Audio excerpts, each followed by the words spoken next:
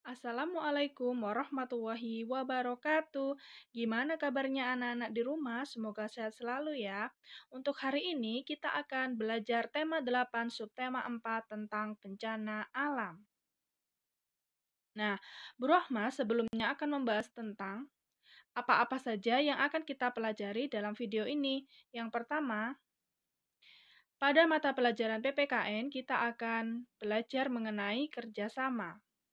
Lalu, pada mata pelajaran Bahasa Indonesia, kita akan belajar kalimat permintaan tolong dan kalimat ajakan.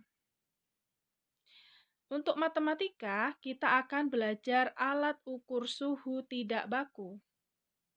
Dan SBDP, kita akan belajar membuat bentuk kerajinan dari tanah liat. Yang terakhir yaitu PJOK, yaitu tentang keselamatan aktivitas di dalam air. Sebelumnya, Bu Rohma akan menjelaskan dulu tentang bencana alam ya.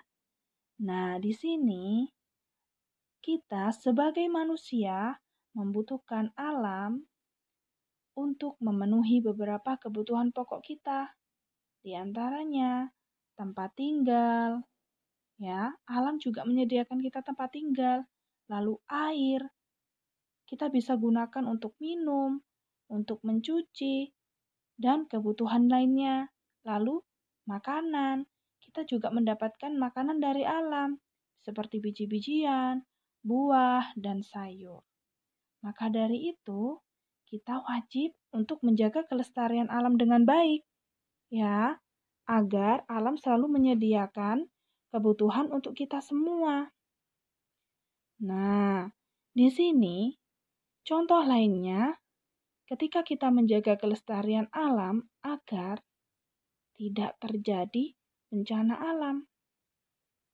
Dengan begitu, kita harus melakukannya atau menjaga kelestarian alam dengan kerjasama.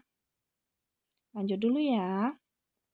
Nah, di sini ada beberapa contoh kerjasama yang bisa kita lakukan ketika terjadi bencana alam. Yang pertama yaitu menolong korban yang tertimpa musibah.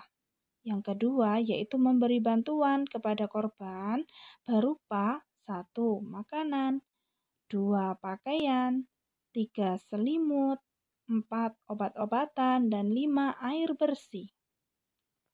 Lanjut, bencana alam yang sering terjadi di sekitar kita antara lain ada banjir, ada tanah longsor, ada gunung meletus, ada tsunami, angin puting beliung, dan gempa bumi.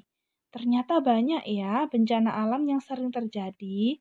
Lalu, saat ada musibah, maka kita bisa mengajak teman atau keluarga untuk memberikan bantuan. Nah, ini adalah contoh kalimat ajakannya. Mari kita bantu saudara kita yang tertimpa bencana. Seperti itu ya. Itu adalah merupakan kalimat ajakan. Selanjutnya, kita juga bisa meminta tolong kepada keluarga, teman, atau saudara yang mampu membantu kita dengan bahasa yang baik dan sopan. Sekarang kita akan belajar alat ukur suhu tidak baku.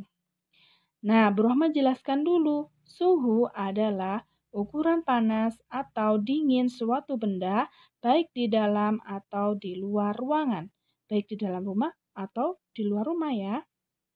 Nah, alat ukurnya itu apa sih? Tangan. Ternyata tangan bisa digunakan sebagai alat ukur suhu tidak baku. Karena tangan, kita dapat memegang benda dan merasakan benda tersebut panas atau dingin.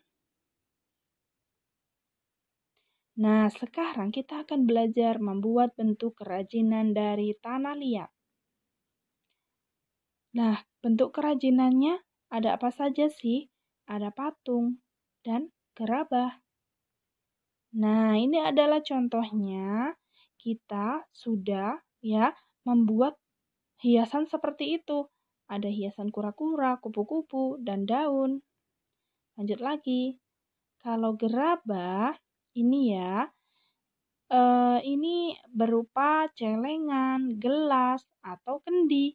Ya, itu merupakan karya seni dari gerabah.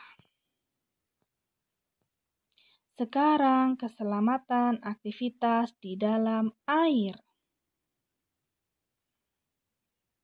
Contohnya, ketika kita berjalan di dalam air, terasa berat, maka kita harus berpegangan di pinggiran kolam atau bambu di pinggir sungai. Contoh yang kedua, jika kita bersama teman, maka kita bisa saling berpegangan agar tidak terjatuh. Dan jangan lupa, segala aktivitas di dalam air kita harus melakukannya dengan hati-hati. Jangan lupa juga kita harus melakukan pemanasan ya. Nah, semoga bermanfaat.